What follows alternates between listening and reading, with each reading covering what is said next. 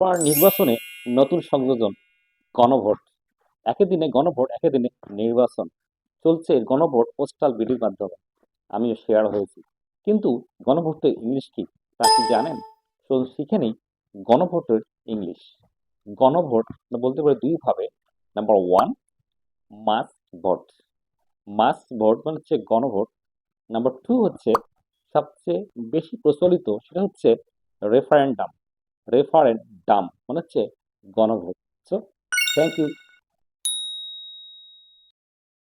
পর নির্বাচনে নতুন সংযোজন গণভোট।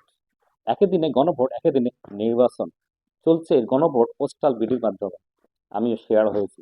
কিন্তু গণভোটের ইংলিশ কি তা কি জানেন? চলুন শিখে নিই গণভোটের ইংলিশ। গণভোট বলতে পারে দুই ভাবে। নাম্বার ওয়ান, মাস ভোট। মাস ভোট মানে হচ্ছে গণভোট। নাম্বার টু হচ্ছে সবচেয়ে বেশি প্রচলিত, সেটা হচ্ছে রেফারেন্ডাম। রেফারেন্ডাম মানে হচ্ছে গণভোট। So thank you.